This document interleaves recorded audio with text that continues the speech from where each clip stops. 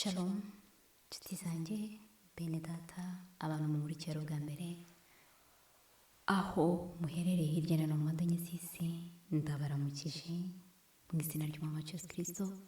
Amahoro n'imigisha biva ku Mana Data wa twese, komeza kubana namwe mwese ndetse n'abanyu bose.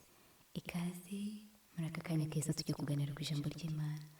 Haraciye iminsi tutaganira, ariko atari kubera impamvu sinurutseho, gusa ndashimira Imana ko uyu munsi imbashishije kongera kuboneka ngo tuganire. Ntabwo nateguye, ariko ndumva nifuza ko tuganira ku ijambo ry'Imana. Tujye kuganira ku magambo avuga akarengane kabayeho guhera mu gihe cy'abakurambere n'abahanuzi kugera ku ntumwa, ndetse kazakomeza kubaho kakarangira ari uko Kristo agarutse. Aka karengane nasanze karatewe, kari guterwa kandi kazaterwa no kwizera kwacu, kuvuga ukuri no gutanga umuburo. Reka twifashishe ingero zo mu byanditswe byera kugira ngo tubashe gusobanukirwa. Iyo dusomye mu byakozwe n'intumwa igice cya 18 guhera ku murongo wa mbere kugera ku wa 12,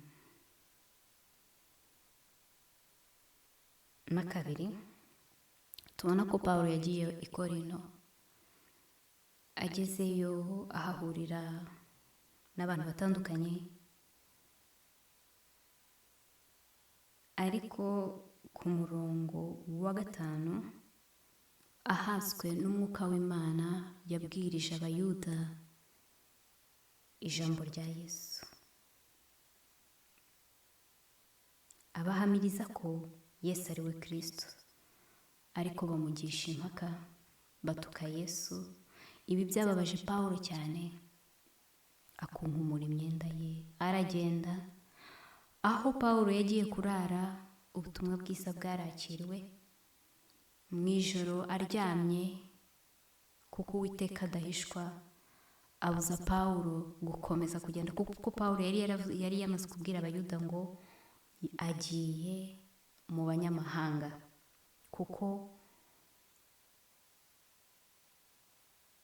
ubutumwa yari yageneye, cyangwa se Uwiteka yari yageneye abayuda barabwanze. Kandi twese tuzi ko abayuda banze Kristo bakamubambisha. Ntabwo uyu munsi tureba ku bayuda bo mu gihe cyashize, kubera ko bo barangije urugendo rwabo, ahubwo twebwe abariho uyu munsi wa none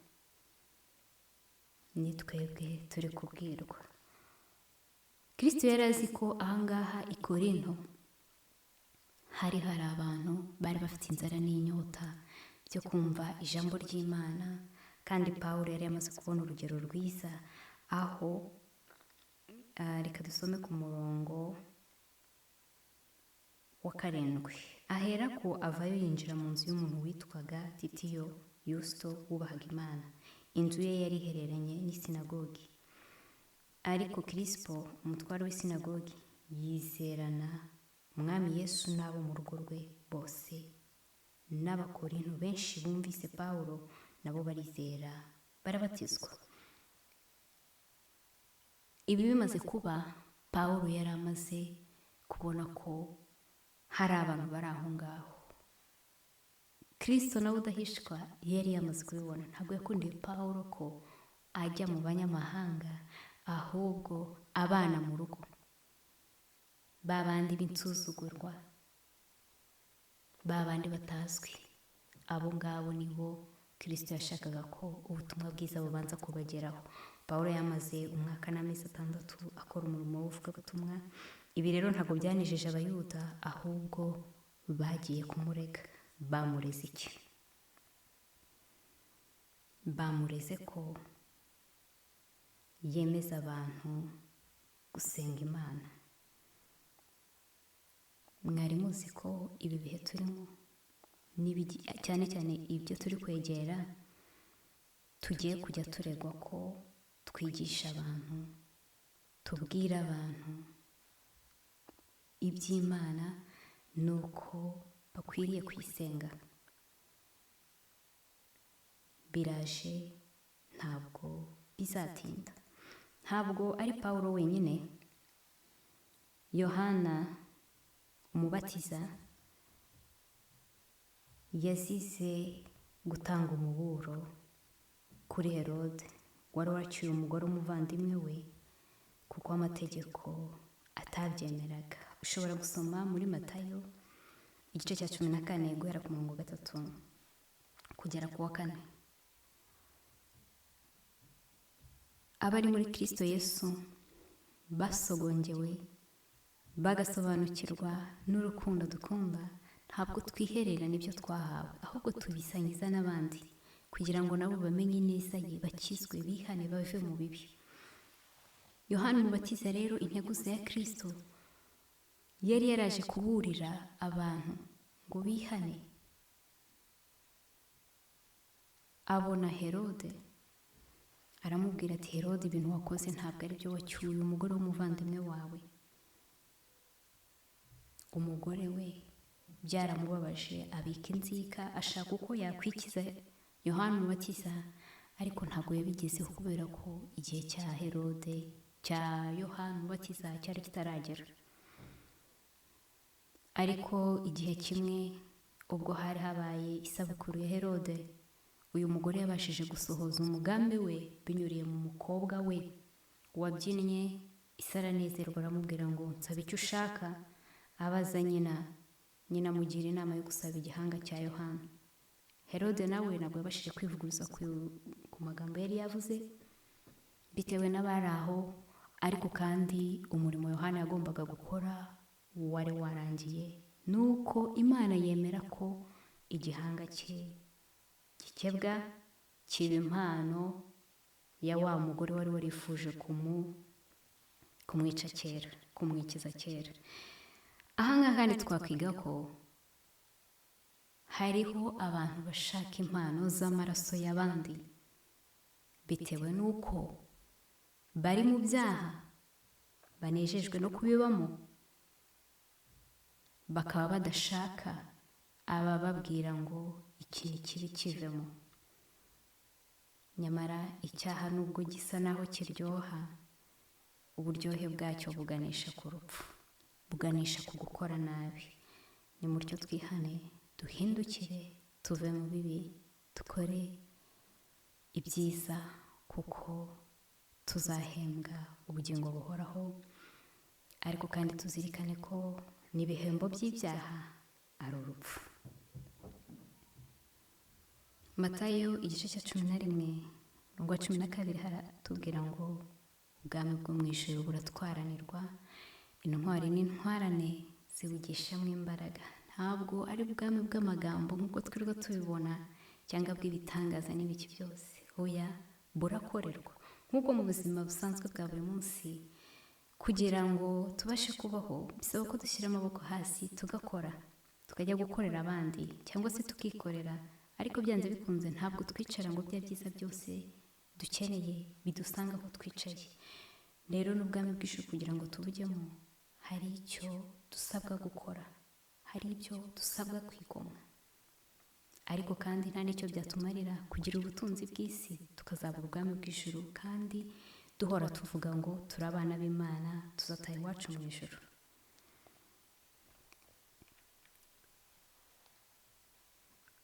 Tekereza nanone Daniyeli na bagenzi be. Aba bose bazize kwizera kwabo, baregwa ko basengaga Imana umuremyi, kubera ko haba kuri Daniyeli, haba kuri Saduraka, Meshaki na Abedenego babwiwe gupfukamira igishushanyo Nebukadinezari yari yakoze, ariko barahakana ko badashobora kuramya igishushanyo, kuko bari bazi ko Uwiteka umuremyi w'isi n'ijuru ari we wenyine dukwiriye kuramya. Daniyeli nawe abanzi be bashaka impamvu, ariko babona n'ahandi bayibona usibye gusa ko yasengaga Imana 3 ku munsi. Bagira inama umwami ngo mu minsi 30 abe ari gusa abantu bose bazasenga, ariko babikora bagambiriye kugira ngo babe bafata Daniyeli bamwikize. Ariko kubera ko Imana idatererana abayisunga, abayizera ku manywa na nijoro, yarinze ubwoko bwayo, yihesha icyubahiro. Itanura ry'umuriro ntacyo ryabatwaye, yewe marayika w'Uwiteka yaroherejwe abumba iminwa y'intare ntizagira icyo zikora Daniyeli. Bene data, Imana yacu niyo kwizerwa mu bihe byose, kandi nta mubisha waduhangara. Uwiteka ari mu ruhande rwacu.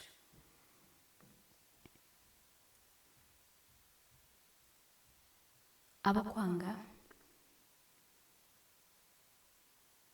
bazagushakaho impamvu bazibure, ariko bazazibona mu bijyanye no gusenga. Uyu munsi rero njye nawe tuvugurure umubano wacu n'Imana yacu, kugira ngo icyo gihe nikigera tuzakomeze gahunda yacu yo gusenga nk'uko Daniyeli atatinyishijwe, ahubwo akomeza gusenga 3 ku munsi nta bwoba, kandi akakingura amadirishya ngo babibone. Ariko ibi byari bifite icyo bishushanya. Nta kintu rero na kimwe gikwiye kudutera ubwoba. Itangiriro igice cya 39 tubona nanone Yosefu, umunyagano wari uri muri Egiputa, umusore wari mwiza wubahaga Imana akayiringira. Ubwo yari mu kazi ke agakora neza, ari umwizerwa, uko nyirabuja yamubengutse agashaka kumusambanya inshuro nyinshi, ariko uyu musore akavuga ngo nahangara gukora icyaha gisa gitya mu maso y'Imana. Ntabwo yatekereje kuri shebuja wari wamugiriye icyizere kuko atari uwo muri icyo gihugu, ahubwo yatekereje Imana bwa mbere. Akazi ukora Satani azakagutegeramo, ariko ba maso. Kandi Yosefu atubera urugero. Naho haba gereza, naho haba kurenganywa, tuyihitemo aho guhitamo gucumura ku Uwiteka. Yosefu yajyanywe mu nzu y'imbohe amaramo imyaka 12, ariko nta cyabujije umugambi w'Imana gusohora, maze igakiza umuryango we igihe i Kanani hari hateye inzara, ndetse no muri Egiputa no mu bindi bihugu bitandukanye. Rero umugambi w'Imana ni mwiza kuri twe, uzasohora, ariko uzabanza kurwanywa. Ariko nidushikama ku Mana tukayizera, nta kizatuma udasohora. Rero komera mu byo uri kunyuramo byose, utumbire mu ijuru, kuko ari ho gutabarwa kwacu guturuka honyine. Byakozwe n'intumwa igice cya 5 ku murongo 29 tubona nanone ukuntu Petero n'izindi ntumwa barezwe kandi bazira ko bigishije mu izina rya Yesu. Maze Petero ashize amanga aravuga ati ikiruta no kumvira Imana kuruta kumvira abantu, kubera ko bari babakangishije ngo be kwigisha mu izina rya Yesu. Muntu uvuga ubutumwa, byaba biciye mu ndirimbo, byaba biciye mu bibwirizwa, ndetse n'ubundi buryo, umenye ngo uzarenganywa, uzakangishwa, ngo ukuri bakwamenyekana, abantu bagahindukira ngo bakizwe, kubera ko Satani yahagurukije abantu benshi ngo agumishe abantu mu mwijima. Ariko ikirutaho ni ukumvira Imana, ntitwumvira abantu, kubera ko ibisarurwa ni byinshi ariko abasaruzi ni bakeya. Niyo mpamvu imitego yose itezwe tugomba gusenga Imana ngo iduhe imbaraga, dukore akiri ku manywa ijoro ritaraza, kandi yohereze nabo tugomba gukorana nabo, kuko nabo barahari. Byakozwe n'intumwa igice cya 6 ku murongo wa 11 tubona ukuntu Stefano bamureze ibinyoma ngo yatutse Imana na Mose. Ubwo bamuregaga ibinyoma byose, Stefano yari afite amahoro yo mu mutima nubwo yarenganaga. Abakurega ibinyoma bazaboneka igihe uri guhamya ko Kristo ari umwami. Ariko humura, amahoro Kristo yasezeranye yo mu mutima si nk'ay'ab'isi batanga, ahubwo ni ya mahoro atemba nk'uruzi. Amwe mu gihe cy'akarengane usabira abakurenganya, ukabasabira umugisha. Kandi tuzirikane ngo na Kristo yararenganywe, azira ibyaha byanjye nawe, apfa urupfu rubi mu cyimbo cyacu. Ariko kandi aravuga ngo tuzarenganywa. Muri Matayo 24 tuzangwa baduhura izina rye. Kubera rero ko yabituburiye bitaraba, reka tumwisunge kuko yageragejwe abana n'abageragezwa bose. Tuvuge akarengane kabaye mu gihe cy'intumwa zose. Petero yabambwe acuritse. Andreya bamubambye ku musaraba, ariko navuga ngo ni uwa X. Yohana wanditse ibyahishuwe tuzi ko bamutaye mu mavuta mu ngunguru, avamo ari muzima. Bamuta ku kirwa cy'i Patimo, ahandikira ibyahishuwe. Imana ikomeza kumurinda kubera ko igihe cye cyari kitararangira, hari umurimo yagombaga kuyikorera.